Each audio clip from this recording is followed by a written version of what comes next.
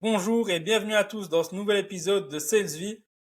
Aujourd'hui, j'ai le plaisir d'accueillir, je vais la recommencer parce que je vois qu'il y a un bug. Je suis prêt. Oh, bonjour. Aujourd'hui, j'ai le plaisir d'accueillir Laetitia Fall dans le nouvel épisode de SalesV. Laetitia, merci d'avoir accepté l'invitation. Avec grand plaisir. Je suis très contente d'être là. On a eu un match humain, c'est-à-dire qu'on s'est parlé, on s'est retrouvés, on voulait tourner des épisodes, on a fait plusieurs calls entre nous avant de tourner. Il y a des trucs qui se préparent en coulisses, on va pas dire, mais je voulais déjà t'inviter. Et puis Marwan Wada m'a donné encore plus envie en me disant que tu étais la meilleure sales de France, donc je te mets pas la pression. Mais voilà, sache que tu dois répondre à cette exigence-là. Aujourd'hui, on va parler un accomplissement que tu as fait et surtout tout ce que tu as appris. Mais avant ça, j'aimerais juste que tu te présentes très brièvement pour ceux qui te connaissent. Ok, bah du coup, en tout cas, merci pour cette intro. Marwan m'a mis la grosse pression. Du coup, moi, je suis Laetitia Fall.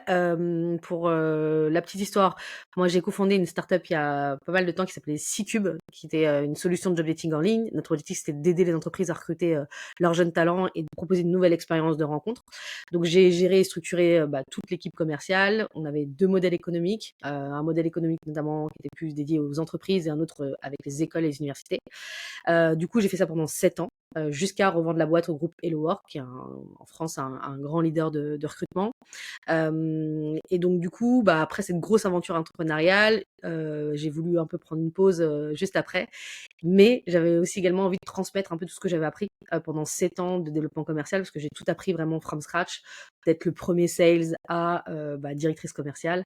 Et du coup, j'ai fait un podcast qui s'appelle Vendu, parce que je trouvais qu'il n'y avait pas beaucoup de ressources, en tout cas pertinentes, francophones sur le sales. Ça commence à évoluer pas mal.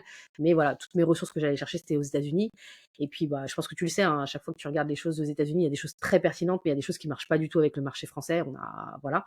Euh, et donc, du coup, je me suis dit, OK, je vais me lancer pour faire tout simplement un média sur la vente où je vais partager mes conseils, je vais inviter des gens de mon réseau. Et tout ça a permis, en fait, de faire en sorte que, du coup, j'ai été contactée pour aider des boîtes et c'est ça qui a créé mon activité actuelle. Donc, aujourd'hui, en fait, j'accompagne, du coup, les leaders B2B dans leur stratégie commerciale, donc, soit d'un point de vue opérationnel ou d'un point de vue stratégique. Voilà, pour me présenter. Parfait, c'était concis, clair. On va revenir sur un élément. Donc, on a invité ici beaucoup de bons sales, mais un des points qui est très très négligé en sales, c'est faire vendre les équipes. Donc, savoir vendre, c'est déjà un très très bon talent, mais faire vendre des équipes, ça effectivement, c'est tout un autre challenge. Et souvent, on a l'impression que le meilleur sales va devenir le meilleur head of sales ou directeur commercial, et c'est rarement le cas. Donc, justement, moi, j'ai envie d'approfondir ce sujet avec toi. On trouvait en off que c'était un sujet qui n'était pas assez bien traité. Donc aujourd'hui, on va vraiment discuter de tout ça. Déjà, je te pose la question générale, c'est comment pour toi faire vendre une équipe? Alors, déjà, en fait, un point que qui est important, c'est qu'effectivement, c'est 2 choses différentes de savoir vendre. Donc moi, je pense que je suis une très bonne sales, en fait, voilà. Mais du coup, ça voulait pas forcément dire que, j'allais devenir un bon manager. Et ça m'a demandé vraiment du temps. Parce qu'en fait, au départ, on se dit: «Voilà, on est très bon et ça va être assez simple de, transmettre ce qu'on sait à d'autres personnes et que ça va marcher, qu'il va y avoir des chiffres». En fait, c'est pas du tout la même chose. Du coup, en fait, déjà, il y a plusieurs choses, avant de répondre à comment on fait vendre d'autres personnes. C'est typiquement, ça demande en fait de mettre de la distance. Donc du coup, justement, ne plus se penser en sales, mais se penser en manager qui va faire en sorte de prendre chacune des personnalités, chacune des forces des personnes et de voir en fait comment ils vont pouvoir performer. Donc ça, c'est la première chose, je dirais, qui est le plus difficile parce qu'en fait, nous, on a tous un type de personnalité, une manière de vendre, mais tous les gens qui vont être dans ton équipe, ça va pas être les mêmes types de personnes. Il y a des gens qui vont être très bons, je sais pas moi, dans leur capacité à faire parler des gens. Il y a des gens qui vont être très bons dans leur manière de pitcher. Il y a des gens qui vont être très bons dans la dimension relance, d'autres pas du tout. Et donc du coup, il va falloir en fait très vite voir les forces de chacune des personnes pour les développer et voir les lacunes pour pouvoir transmettre en fait de la compétence. Donc c'est vraiment, je dirais le plus difficile en fait quand tu es head of sales, c'est la transmission de compétences, sans vouloir en fait que ton sales en face te ressemble. Voilà, il faut essayer de prendre en fait sa vibe, comment il est, et enfin le sublimer d'une certaine manière. Et ça, c'est très difficile parce que moi, je me souviens qu'au tout début, j'avais plutôt tendance, même parfois pour mon recrutement, à essayer de prendre des gens, je sais pas si ça se voit là, mais qui ont la même énergie, par exemple, ou qui ont à peu près le même mood, qui sont extravertis, etc. Et en me disant que c'était ça le modèle en fait du sales qui fonctionnait. Et en fait, évidemment, à un moment donné, j'ai eu des gens dans mon équipe qui n'étaient pas du tout comme ça, mais qui étaient très bons, qui sont devenus des très bons performeurs, mais qui n'avaient pas du tout la même manière. Donc, il faut aussi lâcher le côté de se dire, en fait, voilà, les gens, faut qu'ils soient comme moi. Et ça, c'est quand même, ça demande un petit moment. Ensuite, je pense que la chose aussi également la plus importante, c'est, de maîtriser vraiment tous les pans, en fait, d'un cycle de vente. Ça, c'est la première chose et surtout quand je dis tous les pans d'un cycle de vente, c'est de savoir, en fait, comment ça fonctionne pour sa propre boîte et aussi savoir mettre des objectifs. Le problème, c'est parfois, en fait, quand on prend la tête d'une direction, enfin, ou quand on est sales manager, surtout dans les petites boîtes et cetera, on va avoir tendance à se dire, «OK, je prends le rôle, je vais dire aux gens ce qu'ils font et voilà». Je vois tellement de boîtes qui n'ont pas d'objectifs clairs en fait pour leurs sales, des objectifs surtout réalistes qu'ils ont pu co-construire avec eux. Et ça, c'est vraiment aussi également une grosse erreur que peuvent faire les boîtes. Voilà, en tout cas pour les premiers éléments de réponse, peut-être que tu as des choses, peut-être tu vas vouloir creuser, mais voilà. Ah, voilà, donc on a fait la table des matières de l'épisode aujourd'hui. Donc ça, c'est cool. Je vais approfondir toutes les questions. Mais la première chose, parce que Vas-y. pour moi, c'est le rôle, si je devais résumer en un mot. Donc il y a tout ce qu'il y a autour, mais le vrai travail en one-to-one, c'est vraiment sublimer le sales. Et je voulais approfondir Ouais, ce côté-là, parce que c'est compliqué en tant que head of sales de se dire, la personne est différente que moi. Elle a des trucs qui, moi, me paraissent très, très simples. Et elle, pour elle, justement, elle n'y arrive pas et inversement. Et souvent, malheureusement, l'humain se concentre sur les faiblesses plutôt que les forces. Et donc, on se concentre là-dessus. On voit ça et on se dit, comment est-ce qu'en fait tu fais pour sublimer cette personne qui en face est différente de toi au final? alors ça, j'ai envie de te dire que tu vas l'apprendre dans la pratique parce qu'au départ, en fait, tu vas plutôt te dire: «En fait, je comprends pas pourquoi effectivement, elle n'arrive pas, à gérer sa phase découverte. Il y a plein d'informations qu'elle n'arrive pas à avoir quand je fais un feedback du rendez-vous ou la relance n'est pas assez bonne, la next step ne sont pas, bien cadrées, et cetera». Et donc du coup, en fait, ton rôle, c'est vraiment un rôle, je dirais, d'animation, en fait. Et du coup, tu dois animer une équipe, mais aussi animer, d'une certaine manière, une personne. Moi, je pense en fait que le meilleur moyen, en tout cas, c'est comme ça que j'ai appris évidemment dans la douleur, parce qu'à un moment donné, tu vois que tu peux forcer sur les choses qui vont pas, la personne en fait, elle se braque, elle, comprend pas, en plus, on sait très bien que la question du mindset, du mood, de l'état d'esprit est extrêmement important dans la vente.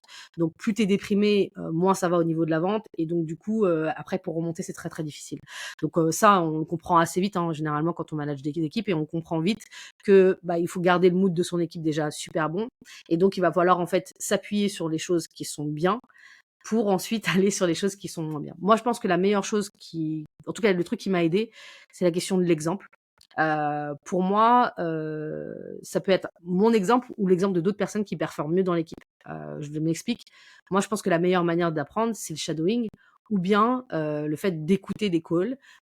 Donc par exemple, un truc qui peut être important, parfois ça ne peut pas passer forcément, on n'arrive pas à comprendre, par exemple avec son manager où on considère un peu trop loin, où on se dit: «Il est trop bon» et cetera et cetera. Et donc parfois, même si la personne nous accompagne en rendez-vous, même si on lui montre en fait comment faire, un rendez-vous, voilà, la personne ne va pas saisir certaines choses. Ou elle va avoir l'impression de dire: «Ouais, c'est bon, je sais, OK, j'ai vu comment tu as fait, je vais essayer de faire la même chose» et au final, tu vas revenir au rendez-vous prochain. La personne n'a pas forcément capté. Soit parce qu'elle t'a mis sur un piédestal en disant: «Non, mais toi, tu sais faire parce que, tu as l'habitude», donc elle arrive pas à se dire voilà. Soit parce que, voilà, elle est pas super à l'aise dans la manière dont enfin, en tout cas, la manière dont tu fais ne lui parle pas ou enfin, voilà. Donc, je pense que déjà, on peut commencer là-dessus, hein. C'est-à-dire que moi, je pense que les sales managers doivent être très présents dans les rendez-vous, doivent emmener au maximum les personnes dans les rendez-vous parce que je pense que la question de l'exemple est important. Par contre, ce que je dis juste, je fais une petite aparté, parfois le risque quand tu vas dans les rendez-vous, parfois de tes sales, et ça a été une erreur que j'ai faite et aussi également, c'est parfois, tu vois ton sales qui commence à patauger, tu vas prendre le relais, tu vois? Et ça, c'est la pire chose à faire parce qu'en fait, c'est là où en fait, en gros, tu vas empirer les choses parce que la personne, a priori, tu es là pour la personne, pour faire en sorte de lui donner du feedback et pour qu'elle s'améliore. Si tu reprends le relais, tu la coupes, déjà tu crées une relation pas top en fait avec ton équipe, en fait avec ton équipe, et puis tu le frustres et puis tu crées un peu un espèce de, alors, j'exagère peut-être dans le mot, mais un espèce de trauma qui va falloir que tu effaces ensuite, qui prendra le temps en disant ouais bah j'ai pas été bon, j'ai tellement pas été bon que mon manager a repris le relais pour sauver le truc. Moi je l'ai fait évidemment parce qu'il y a un moment donné où j'étais pas moi dans un grand groupe, j'étais dans une start-up et il y a des moments où en fait tu as des moments de crise, par exemple en termes de chiffres, il faut que tu rendes du chiffre, etc. Et c'est l'erreur que tu peux faire. Bah, il y a un moment donné où je pense que c'est le manager, ils doivent se dire, ok, bah, il y a des moments en fait pour qu'un sales réussisse, il va falloir avoir des échecs.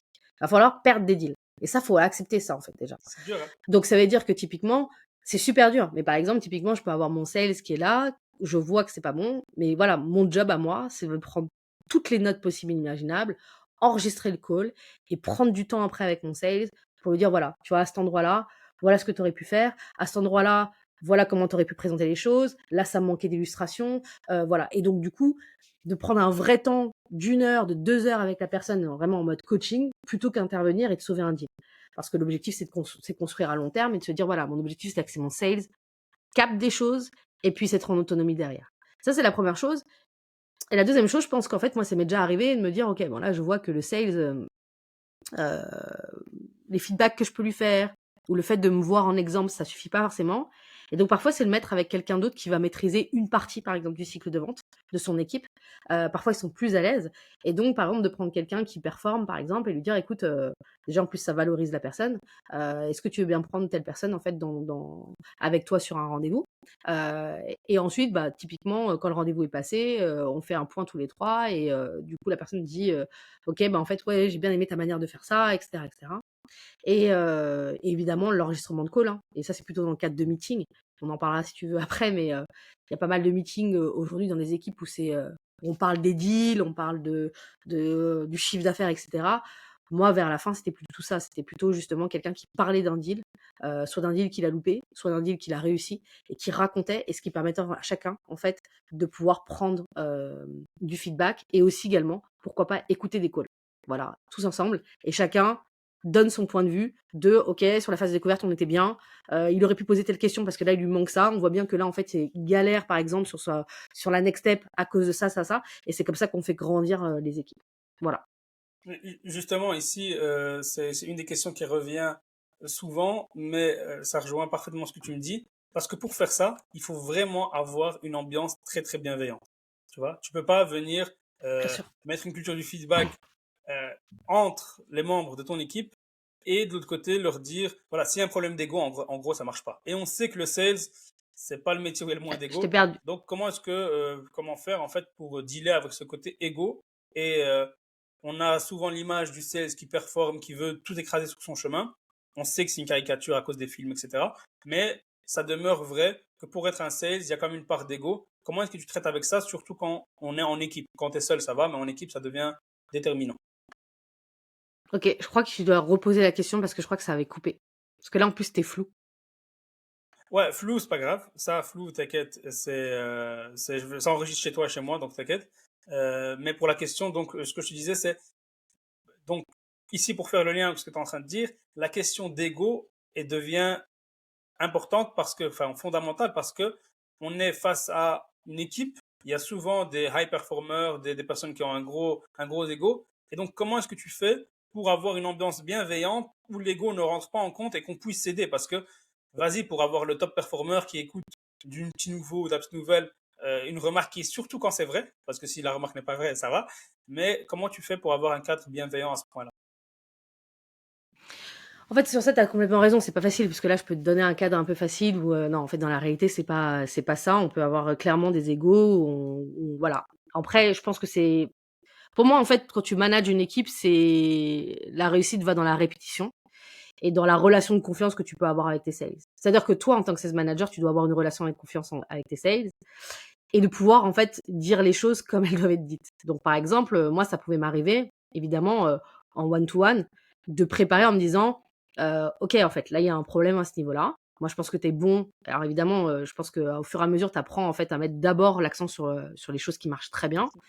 Ensuite, de dire, voilà, en fait, sur tes axes d'amélioration, bah, moi, je vois ça, ça, ça, ça. Moi, effectivement, mon job, c'est d'avoir une vue à 360 degrés de ce qui se passe dans l'équipe. Moi, je sais que telle personne, même si ça fait peu de temps qu'elle est là, elle est assez bonne là-dessus. Évidemment, il y a plein de choses sur lesquelles tu es meilleur dessus.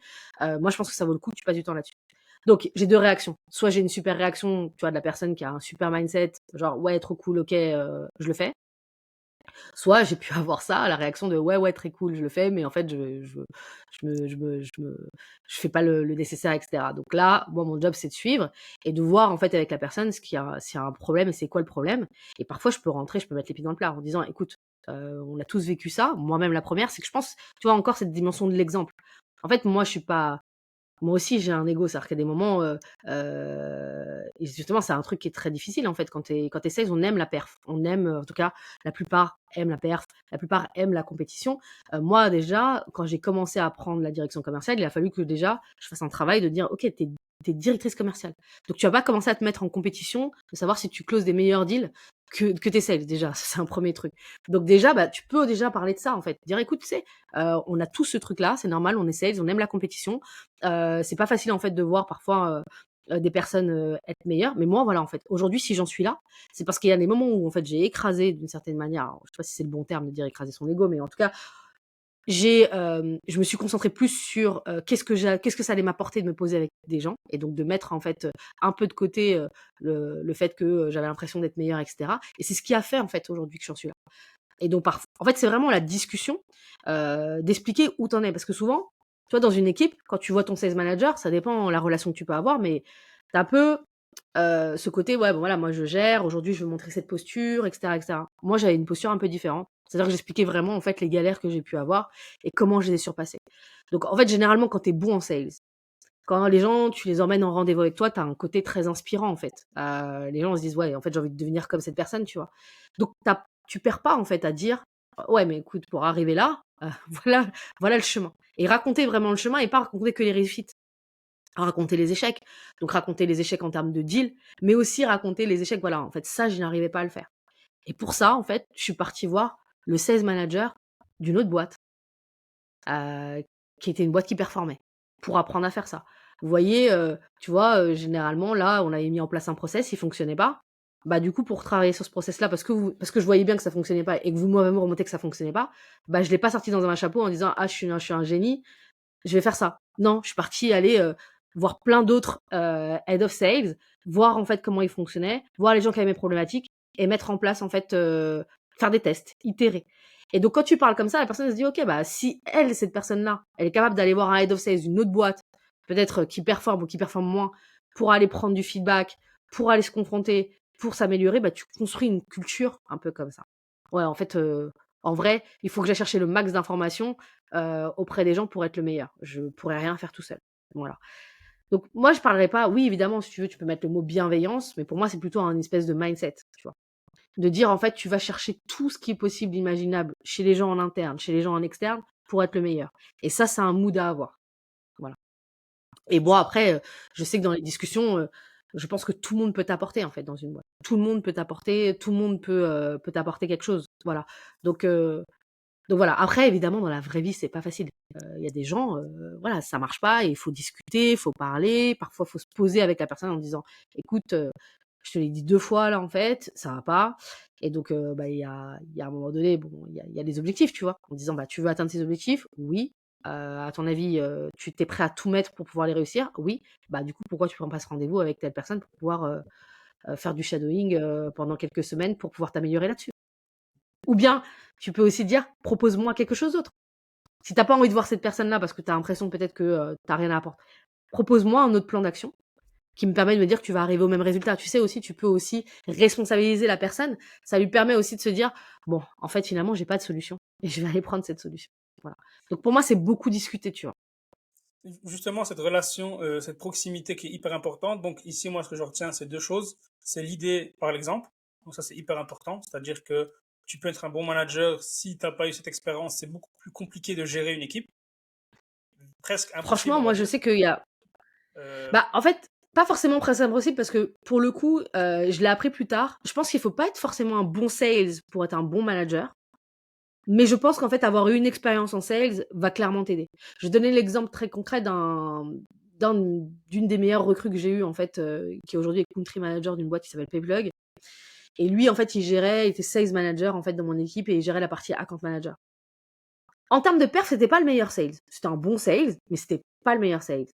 Mais par contre, en termes de manager, il était exceptionnel. Ça veut dire qu'il arrivait, en fait, à faire en sorte, tu vois, du coup, c'est pour ça qu'en fait, tu vois, genre, ce qu'on disait au début, c'est pas parce que t'es le meilleur sales que t'es le meilleur manager. Parce que cette culture-là, tu vois, de parler de l'exemple, d'être transparent, de parler de ses difficultés, de donner confiance, de responsabiliser la personne, d'écouter, ça, il avait tout ça, en fait. Et donc, il avait réussi à avoir une confiance et le fait qu'en fait, que les équipes, même quand elles étaient en difficulté, elles avaient énormément confiance en lui.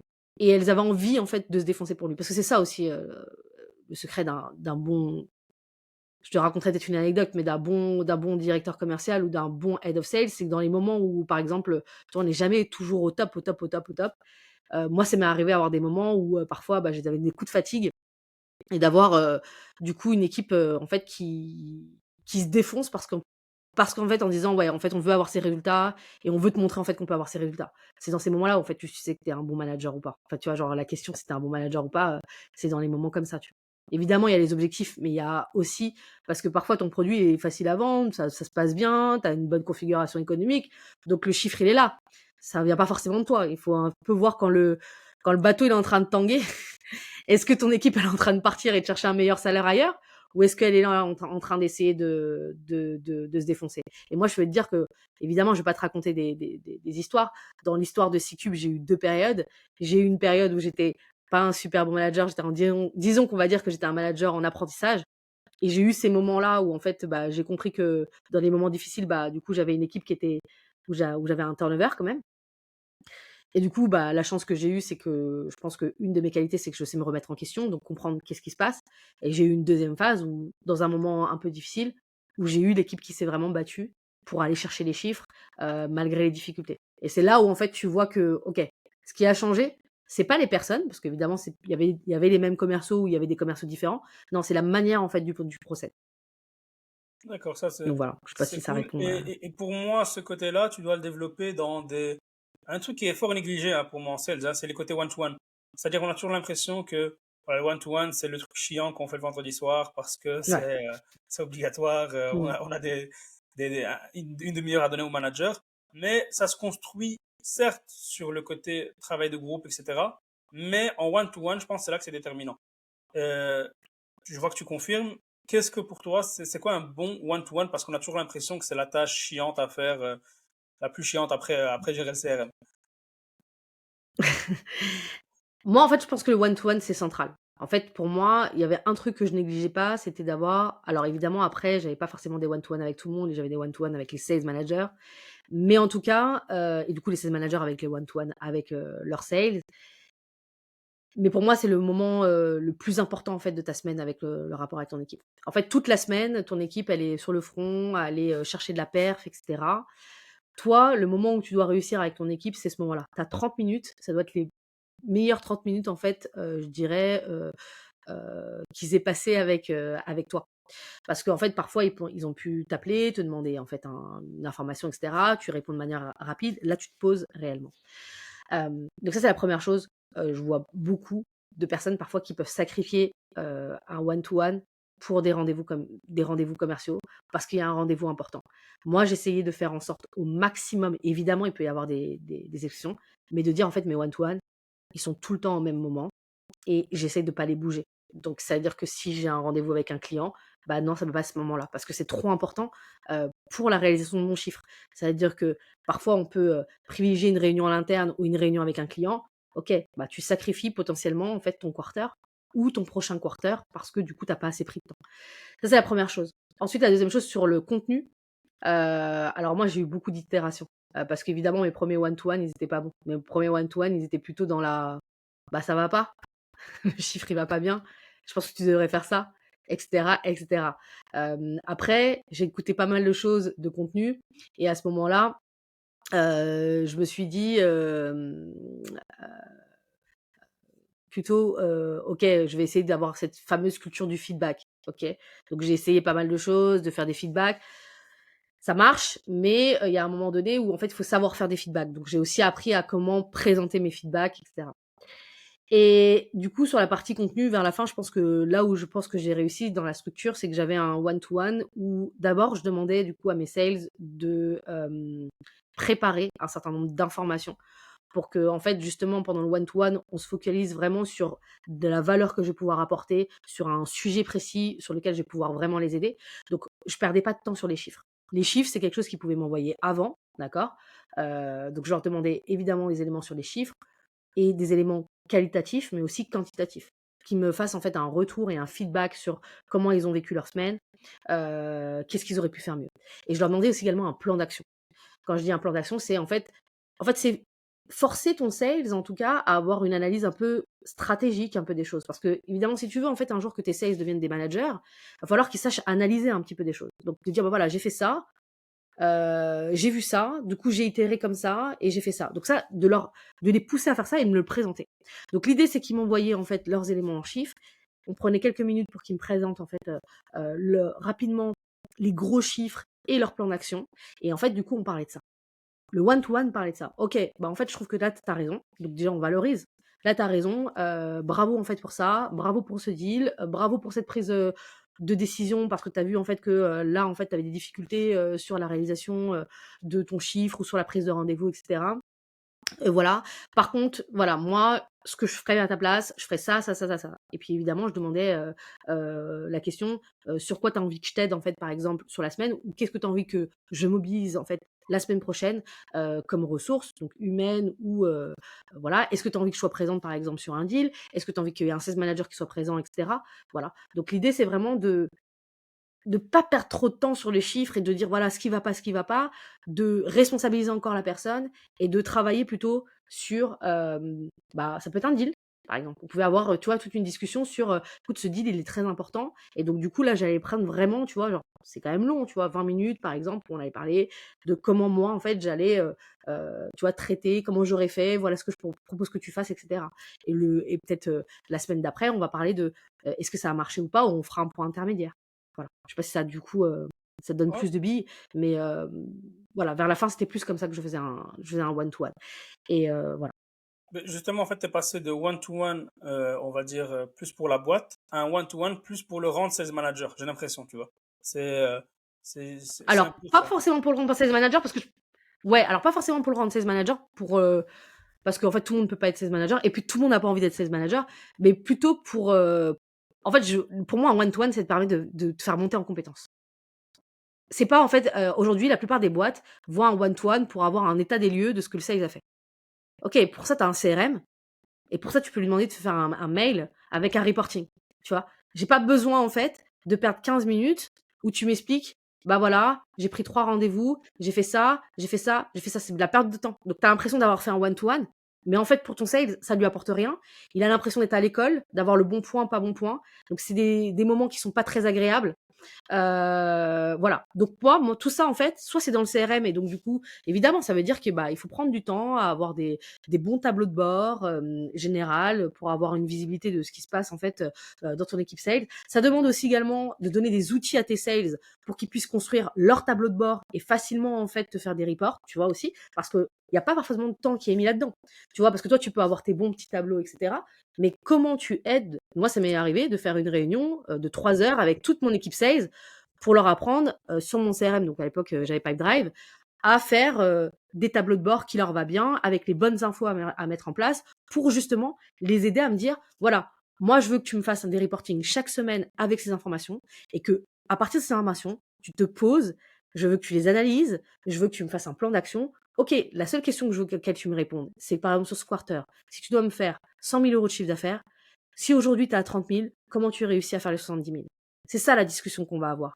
Donc cette discussion, elle peut avoir lieu sur OK Laetitia, en fait bah j'ai un peu trop de deals par exemple qui est à cet endroit-là qui sont bloqués, j'arrive pas à les débloquer. OK, bah du coup on va parler de ça. Pourquoi tu n'arrives pas à les débloquer? Qu'est-ce qui se passe? OK, est-ce que ça se joue au niveau de la prise de rendez-vous? Est-ce que ça se joue au niveau de la qualification? Est-ce que c'est parce que tu as un problème à surpasser l'indécision de tes interlocuteurs? OK, bah du coup on va prendre un exemple d'un deal.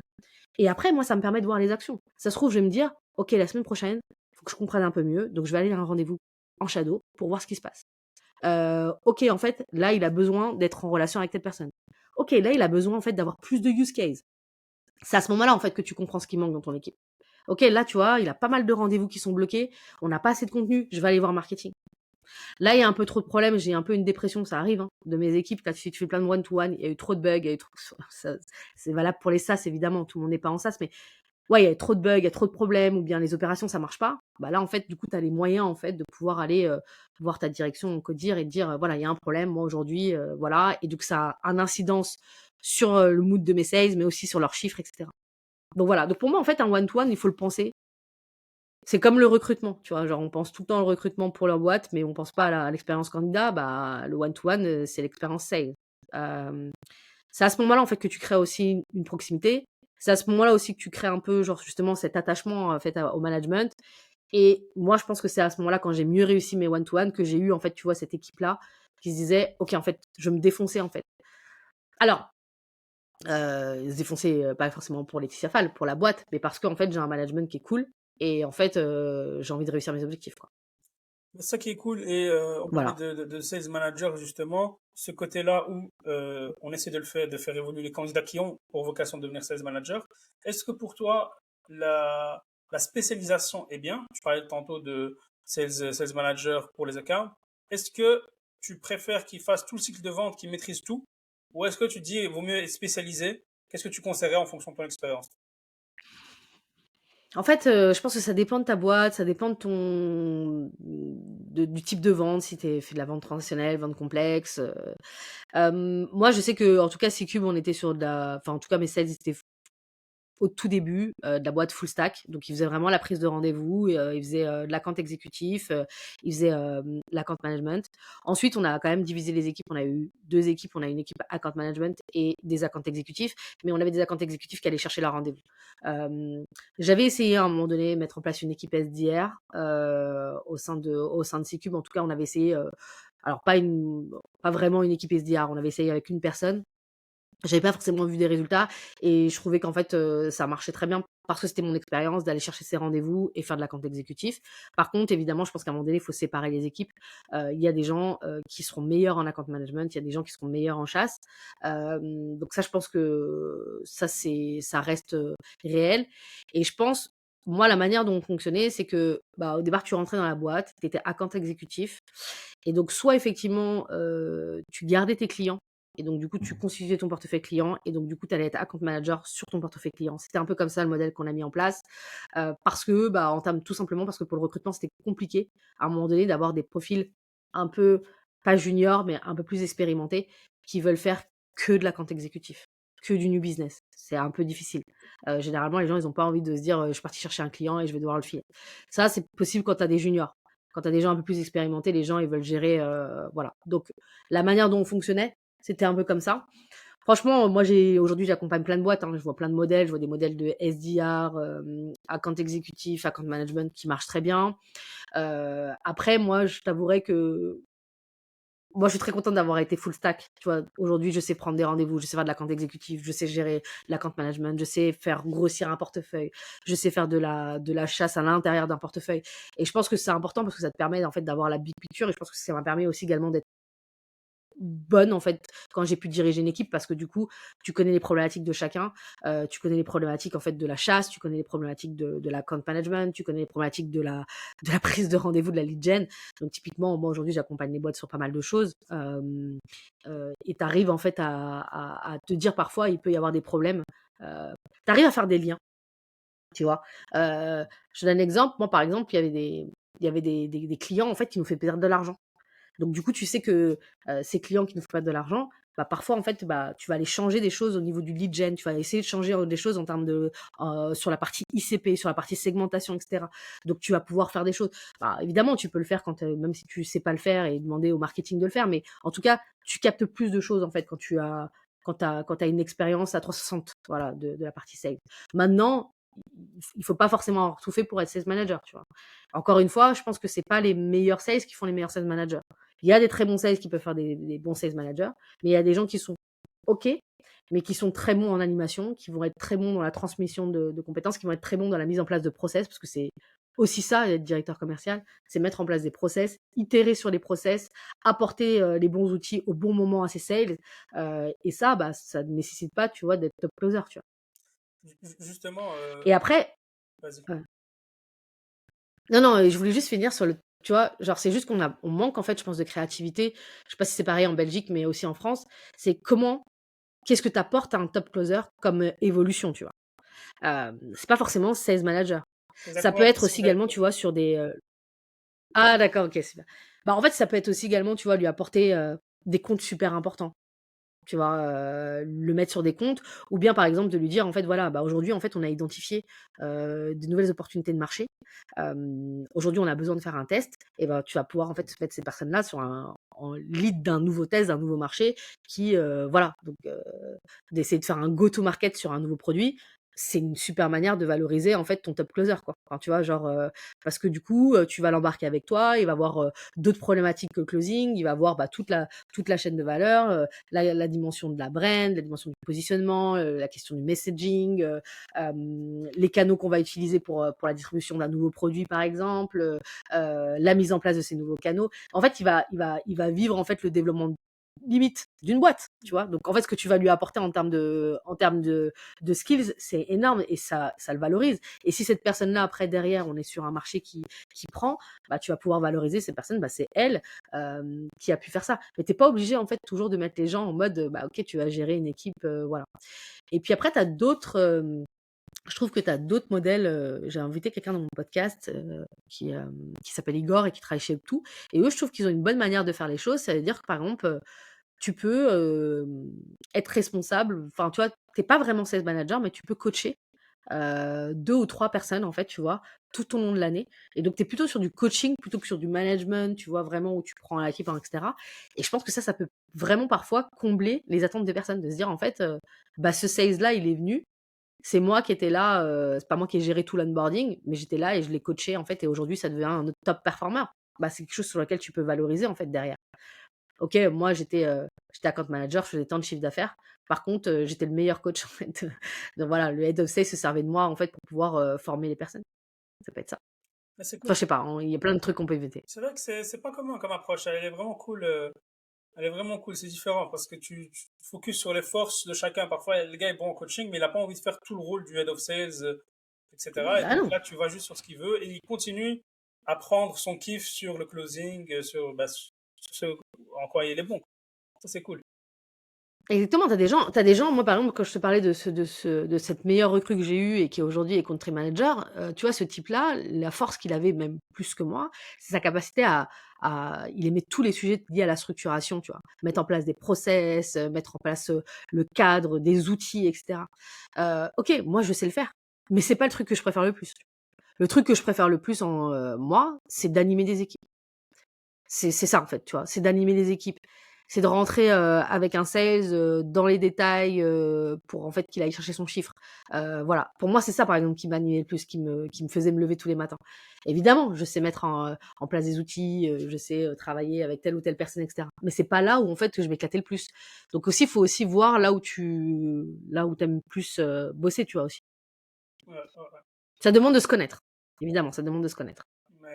Mais de toute façon, on le dit, avec le sales, ça permet de se connaître et de se découvrir aussi. Donc ça, c'est vraiment cool. Là, hier, Exactement. on sortait de la formation et on a fini la formation et on faisait un peu le feedback. Et ce qui revenait souvent, c'est non seulement vous nous avez fait évoluer, mais vous nous avez permis de découvrir des trucs qu'on avait en nous qu'on savait pas.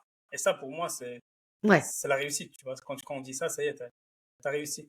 Euh, un des éléments que je voulais aborder, bon, il y a la rémunération qui va revenir, mais c'est surtout comment garder un bon sales. Donc le top closer, ou même un sales classique, la boîte tourne bien, tout se passe bien, comment est-ce qu'on le garde? Il y a le côté rémunération, mais il n'y a pas que ça. Pour toi, qu'est-ce qu'on fait pour le garder? Ah non. Quels ont été les éléments déterminants? Bah, moi, justement, c'est la capacité à savoir faire monter en compétence les gens.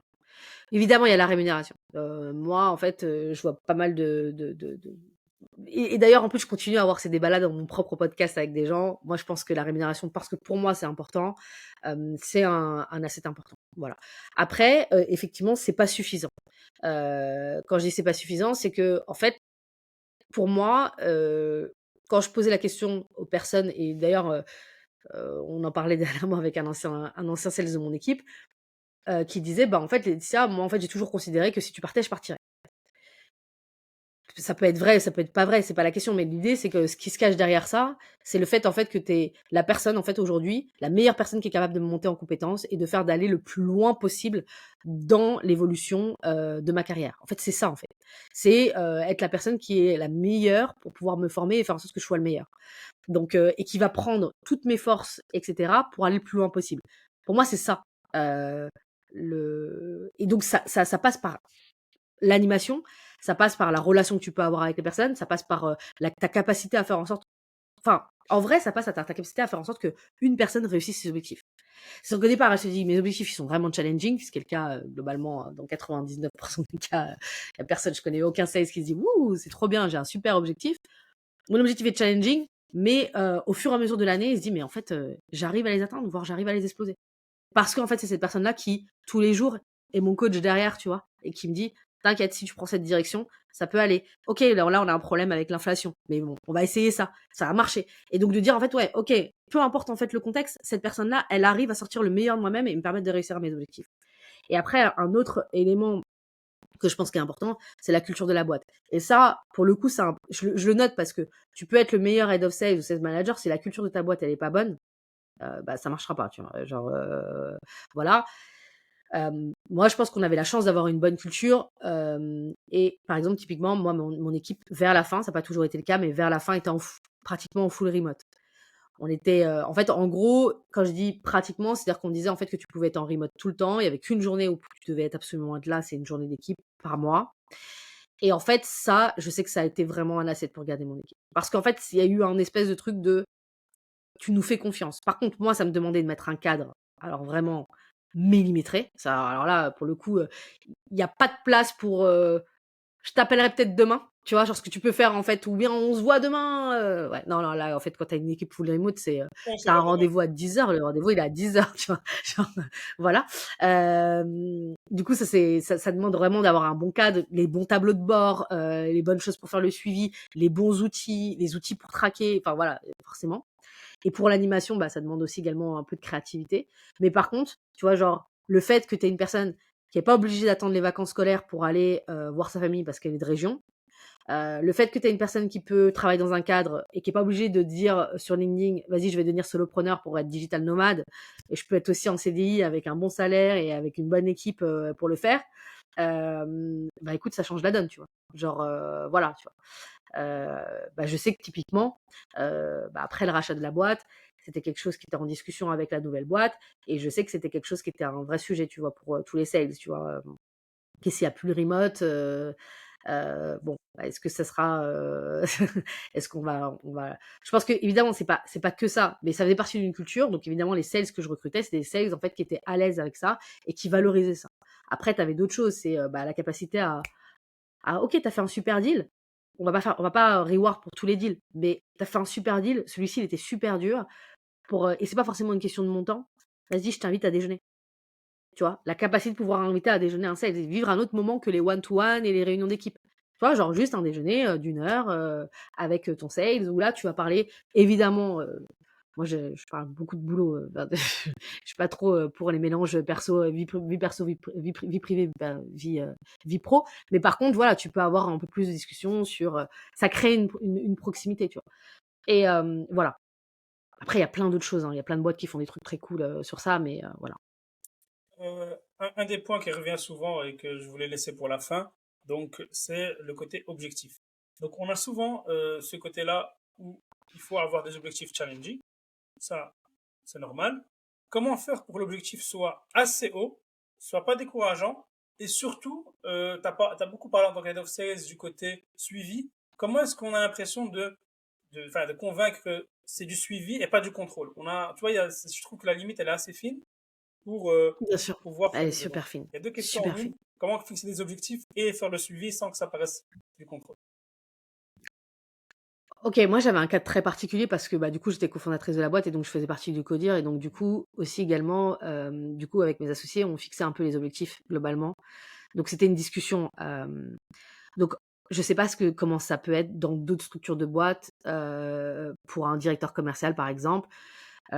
Qui peut il y a plusieurs, tu vois, il y a plusieurs types. Il y a des directeurs commerciaux où ça va être, on va leur donner un objectif et c'est à eux de travailler sur comment c'est possible et avec, quels moyens c'est possible et de construire ça. Il y a des directeurs commerciaux dans des boîtes un peu plus moyennes qui vont construire l'objectif avec le directeur commercial, moi avec le directeur, général et la direction. Moi, c'était plus mon cas. Donc ça veut dire que j'avais quand même, en fait, une flexibilité pour dire, en fait: «OK, moi-même je suis sales et donc du coup, voilà, OK, l'objectif bottom up qu'on veut faire. Mais voilà les éléments qu'on peut avoir d'un point de vue, je dirais, top down. Voilà les résultats qu'on a fait, voilà ce qu'on a au niveau produit, voilà ce qu'il y a. Donc voilà, donc l'idée c'était pas toujours des moments faciles et agréables, mais c'est des discussions pour dire ok, c'est quoi l'objectif qu'on va aller chercher en fait cette année, c'est quoi la croissance qu'on va chercher cette année. Donc j'avais un peu, je dirais, la possibilité de parler de ça et donc d'avoir un objectif sur lequel moi je me sentais à l'aise. Alors ça veut pas dire que mes sales ils étaient à l'aise dessus, mais en tout cas moi je me disais que c'était challenging, à la fois évidemment challenging, mais qui était l'objectif qu'on devait avoir pour la boîte, pour que la boîte réussisse. Donc du coup après moi mon job c'est de faire en sorte de faire comprendre que cet objectif-là, pourquoi on l'a choisi et pourquoi il est possible de le réaliser. Et ça c'est ça rejoint un peu ce qu'on disait au début. C'est des discussions.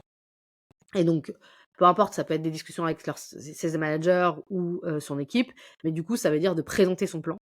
Mais de présenter son plan avec le maximum de transparence. En fait, ça sert à rien de dire, voilà, on a mis cet objectif, c'est hyper facile de le faire, etc., etc. Il y a des gens qui font ça, tu vois. Ouais. Et il y a des gens qui recrutent sur cette base-là. Ok, bon, t'arrives, tu prends ton téléphone, tu te rends compte que personne comprend la proposition de valeur, que ça galère, enfin voilà, enfin, et tu te dis bon voilà, ok, bon non, en fait c'est pas facile, c'est impossible de vendre ton truc, etc., etc.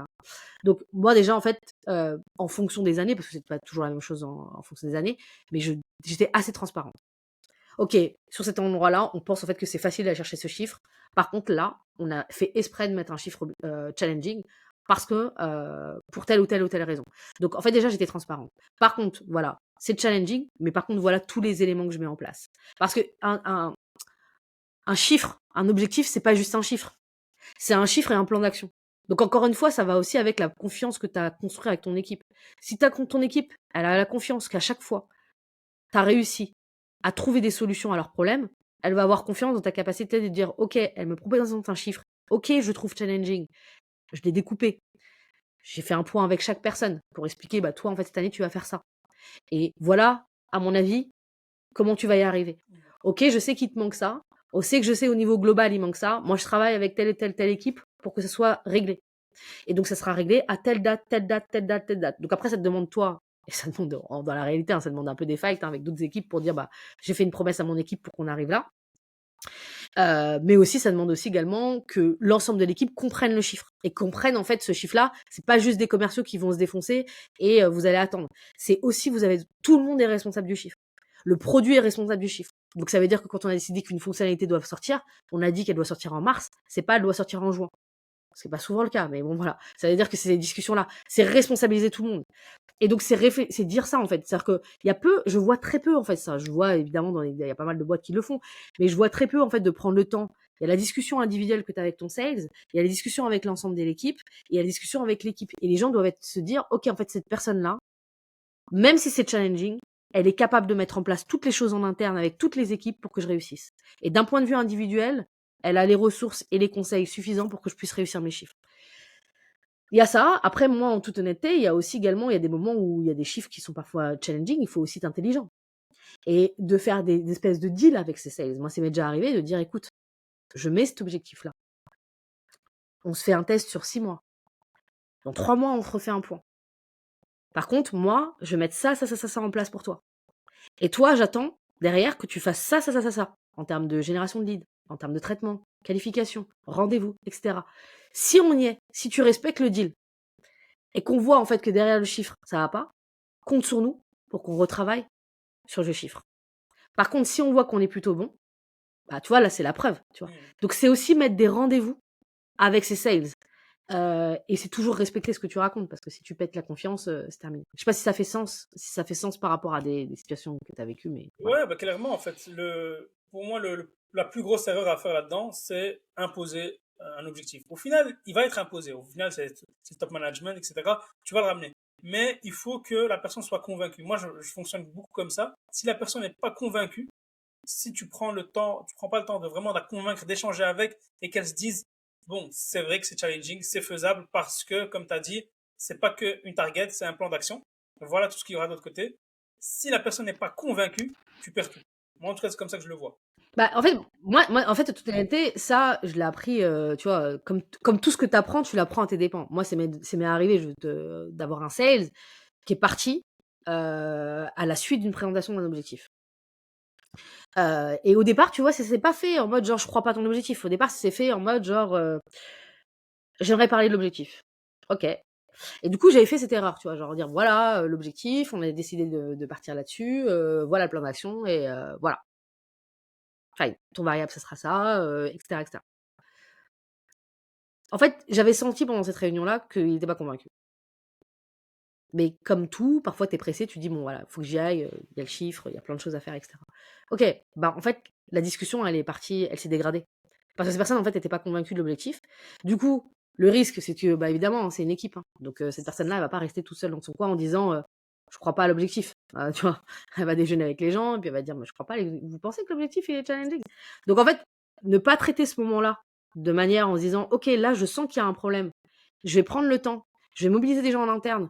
Je vais peut-être faire une réunion d'équipe pour qu'on explique. Je vais mobiliser le DG pour qu'il explique ses choix. Parce que c'est pas que le directeur commercial, hein. Il y a aussi effectivement une direction. Évidemment, ça dépend toujours, hein, je remets dans le contexte de la taille de la boîte. Tu vas pas mobiliser le DG d'accord bon, voilà. Mais ce que je veux dire, c'est qu'en fonction de la hiérarchie, tu vois, tu vas mobiliser des gens qui vont permettre peut-être de donner du champ et sortir aussi également du chiffre de pourquoi on veut aller chercher ça, pourquoi on veut faire ça. Parce que derrière un chiffre, il y a aussi une vision. Il y a une vision de la boîte. Et donc aussi, il faut que les gens, tu vois, un sales, il faut aussi qu'ils soient accrochés à la vision, pas que à la target du chiffre d'affaires. Donc, du coup, tu vois, si j'avais pris ce temps-là, bah, cette personne-là, je pense que je l'aurais peut-être pas perdue.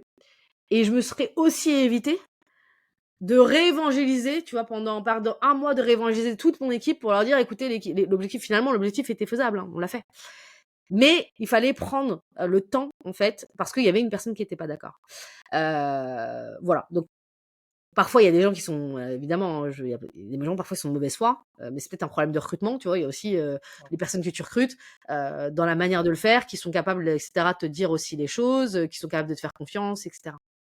Donc, donc voilà, ça c'est, on est d'accord là-dessus. Au niveau conviction, pour moi c'est vraiment primordial. Si t'as pas les équipes avec toi, c'est foutu. Pour ne pas faire un épisode de 2 heures Ah, c'est comme foutu. on disait au début, je vais, franchement j'ai encore 10 000 questions, mais bon, on va essayer de se calmer. Ok.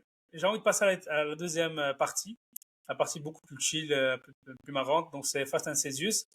Et donc j'aimerais te poser quelques questions à rafale et toi tu réponds sans jugement.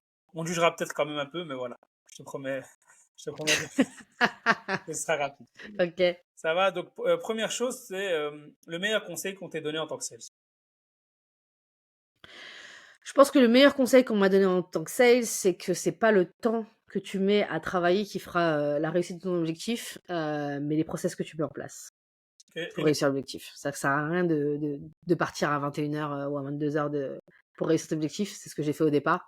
Euh, il faut rationaliser, processer, trouver les bons outils, trouver les bons hacks pour réussir à faire son objectif. C'est pas le temps qui détermine l'explosion d'un objectif.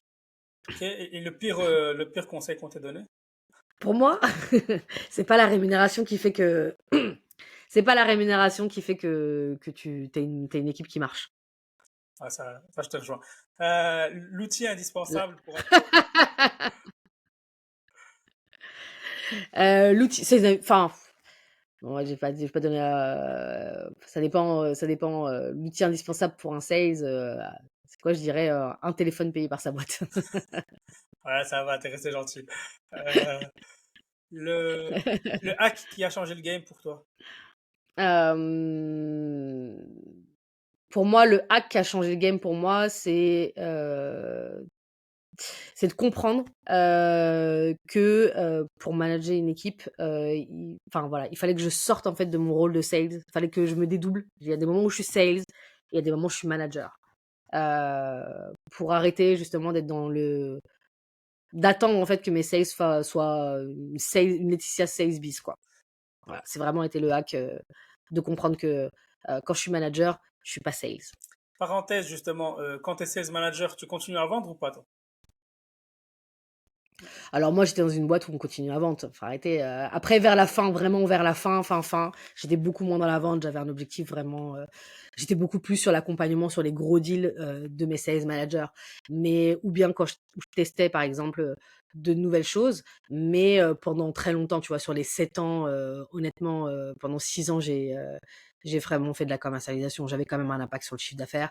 Et par contre, la dernière année, c'était d'ailleurs une belle année, tu vois, où je pense que, tu vois, où j'étais vraiment dans mon rôle de manager, où là, en fait, tu vois, bah, tu es là à des rendez-vous, tu signes des choses, mais pas parce que tu as mis beaucoup d'efforts, c'est parce que, voilà, c'est des opportunités, mais c'est ton équipe qui fait pratiquement tout le chiffre, quoi. Voilà. Ça va. Est-ce que sales, c'est inné ou pas? Non, c'est pas inné. Pour moi, tout le monde peut être sales. C'est juste que malheureusement, en France, on vit dans un pays qui n'apprécie pas les sales. Du coup, il y a pas beaucoup de sales à cause de ça, de bons sales. Et du coup, il y a pas beaucoup de bons managers sales et donc de beaucoup de gens qui peuvent bien coacher des sales. Et donc, du coup, bah voilà. Mais tout le monde peut être sales et il suffirait qu'on transforme des gens comme toi, comme moi, d'autres personnes qui favorisent à essayer de dire que le sales, c'est pas sale et que c'est super cool de vendre et de savoir vendre pour qu'on change en fait un peu la culture des choses et voilà. En tout cas, les boîtes qui ont travaillé sur une culture sales voient les résultats. Donc non, tout le monde peut être sales. Ok. La personne que tu considères comme ton modèle sales. Waouh, franchement, j'ai pas de modèle à proprement dit. On va dire que j'ai un modèle fictif. C'est-à-dire, je pense que les années, une personne qui me donnait un peu ouais, d'inspiration, c'était Jessica Person dans Suits. Ouais, je sais pas si tu connais, mais voilà. L'une des meilleures séries Ou ever. Harvey Specter. Voilà. Voilà. Ou Harvey Specter, Ouais, The la Best classe. Closer. Donc voilà, en tout cas, c'est les deux. En fait, quand j'avais besoin un peu d'inspiration sales, c'est la série que je regarde. Et encore aujourd'hui. J'aime trop leur vibe. Voilà, c'est trop stylé. Ta plus grosse erreur? Ma plus grosse erreur en sales ou en tant que manager? Les deux, vas-y.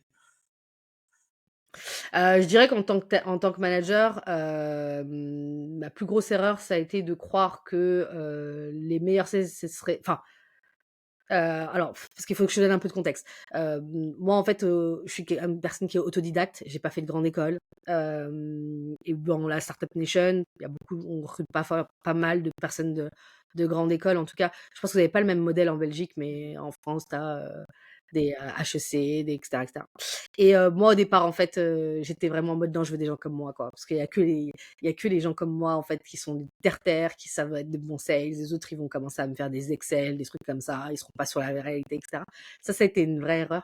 Parce que quand j'ai commencé à recruter des gens qui venaient d'un autre monde, déjà, j'avais une équipe diversifiée et j'ai rencontré des super bons sales qui étaient hyper structurés, mais qui, du coup, qui apportaient, en fait, des choses différentes et qui m'ont aussi également apporté des choses dans la structure. Désolée, il y a un invité derrière. Voilà, et donc du coup, Tu peux répondre aux il s'est questions hein, s'il invité. veut. Ensuite, et sur la partie sales, je crois que c'est une erreur que j'ai faite, mais pas forcément au début, mais tu vois, c'est à un moment donné, tu maîtrises tellement bien quand t'es sales, qu'à un moment donné, tu commences à chaque fois à bâcler, tu vas dire, vas-y, je vais poser 3, 4, 5 questions, et puis c'est bon, et puis tout d'un coup, tu vois tes chiffres qui commencent à baisser, tu comprends pas, tu dis, mais j'ai perdu mon mojo. Non. En fait, non, c'est que tu as commencé à reprendre la confiance. Donc, je pense que l'erreur que je pouvais faire comme sales, c'est prendre trop la confiance. En fait, il faut toujours te remettre en question. Euh, le mood change des prospects, le modèle économique, enfin pas les modèles économiques, mais l'économie change. Alors là, aujourd'hui, on est en pleine inflation, on a des prospects qui aujourd'hui veulent décider tout seuls, qui sont de plus en plus indécis, qui veulent pas prendre de risques, etc. Donc, ça veut dire que t'es jamais, enfin, même la phrase de dire c'est un excellent sales, oui, peut-être, mais il n'est pas toujours excellent en fait. Et en fait, il faut toujours que tu te reset chaque année pour pouvoir toujours rester excellent. Donc voilà. C'est pour ça que d'ailleurs, en fait, tu vois, même si aujourd'hui, je suis plus dans une boîte et je suis freelance, je continue à, tu vois, faire des missions sales parce que en fait, je considère que tu peux pas donner de conseils à des gens si tu sais pas aujourd'hui que ça fait dire quoi faire du sales en 2023. Voilà.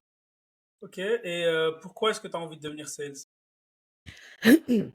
C'est vrai que pour moi, en fait, vraiment, c'était, je vais pas te faire une blague. Enfin, non, je vais pas te faire une blague. Je vais pas te faire, pardon. pas une blague, mais je vais pas te faire le côté genre c'est parce que c'est un métier, etc.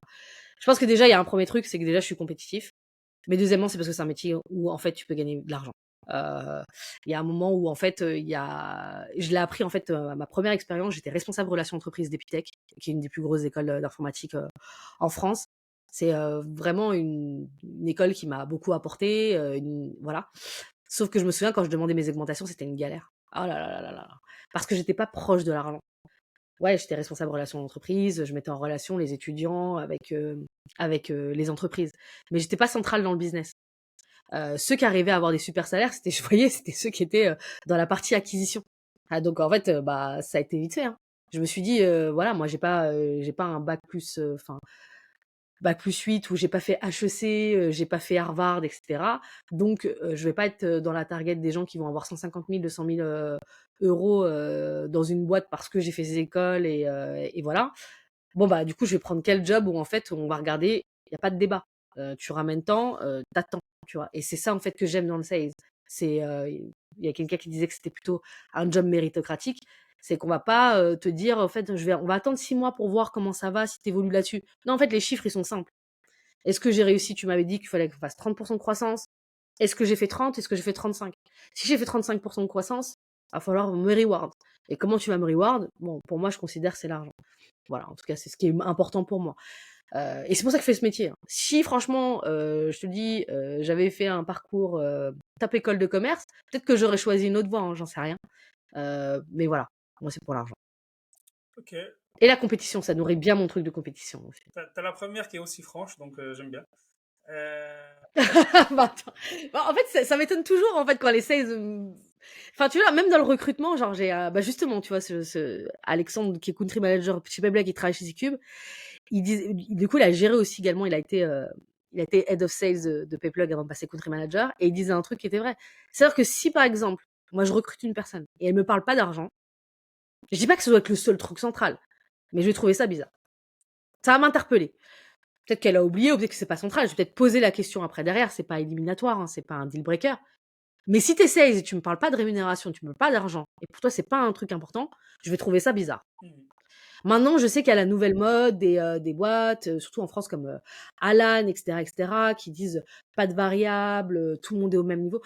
Ok, ouais. En tout cas, c'est cool que ces boîtes existent. Et je pense qu'elles correspondent à un certain type de sales. Mais moi, en fait, je suis le type de sales qui a envie de compétition, qui a envie d'aller chercher des belles croissances, qui a envie de chercher du chiffre, qui est quand même sur des ventes complexes. Tu vois, je pense que ça marche, ça, sur des ventes transactionnelles, tu vois, sur des paniers à 50 euros. Ok, tu vois. Mais quand tu vas chercher des deals à 30 000 euros, tu peux pas avoir je sais pas moi, 1500 euros de salaire. Enfin, tu vois, genre, il y a un moment où il y a un bug dans ton cerveau qui se fait, quoi. Donc voilà. Et puis, on peut dire tout ce que tu veux. C'est quand même un métier qui demande toujours, en fait, que tu donnes. Tous les ans, en fait, tous les ans, le compteur, il est reparti à zéro, en fait. Mhm. Ok, super année, bravo. Tout le monde te dit bravo, bravo, bravo. 1er janvier 2024, zéro. Tu dois aller chercher une croissance. Bah, il faut que tu redonnes de l'énergie. Bah, pour ça, il faut quelque chose, tu vois. Mhm. Je dis pas que il y a que ça qui compte, hein, évidemment. Attention, hein, parce que j'ai pas envie de me prendre un shitstorm après derrière. De... Je comprends. Mais voilà. Non, non, je comprends. C'est vraiment une manière de motiver, comme tu as dit, qui est méritocratique. Et ça, c'est vraiment cool. Mmh. Le livre, le podcast ou même la vidéo qui a changé ta vie. On va dire que le livre qui a changé ma vie, c'est Challenger Sales. Je pense, tu vois, cette notion parce que, mais je pense que c'est parce que j'avais un produit que je devais vendre et je devais évangéliser un marché. Et donc, du coup, qui demande en fait à challenger en fait les process de l'autre. Et donc ce livre-là a vraiment changé ma vie parce que en fait, j'étais plus dans un truc juste, c'est quoi votre besoin, est-ce que ça match, et je vous propose un truc. C'est être aussi également dans une posture, évidemment, il faut savoir mettre les mots, mais de challenger les process, de trouver les solutions pour dire voilà, en fait aujourd'hui vous faites ça marche, mais regardez si on fait ça. Et ça m'a vraiment beaucoup beaucoup apporté. Voilà. Ok, c'est cool. Et la dernière question, c'est trois personnes que je dois absolument inviter. D'ailleurs, j'irai remercier Marwan pour, euh, pour la recommandation. Bah du coup, tu as déjà interviewé Marwan. Marwan aurait été dans mes 3 personnes. Alors, c'est quelqu'un d'extraordinaire. Mais en gros, il y a, je dirais, Laurent Sebarek. En fait, il est au Canada, il est sales coach pour Winning by Design. C'est un tueur. C'est quelqu'un que j'ai interviewé moi-même dans mon podcast, sur, comment, éviter de se faire ghoster et vraiment l'épisode est incroyable, c'est un des épisodes qui marche le mieux. C'est pourquoi je rigole? Je dirais Maxime Parce que, ouais? parce que Marwan me l'a recommandé aussi. Je suis gentil. Ah, Laurent Séverac, Laurent Séverac, c'est vraiment voilà, il faut l'interviewer. Ensuite, on a Maxime Paris en France. C'est si tu vois, genre, si je te dirais que j'ai un concurrent sales, tu vois? Si on était dans la même équipe et que lui, il était là, tu vois? Je pense que ce serait trop ouf parce qu'en fait, ce serait vraiment mon concurrent. Maxime Paris, c'est un excellent sales.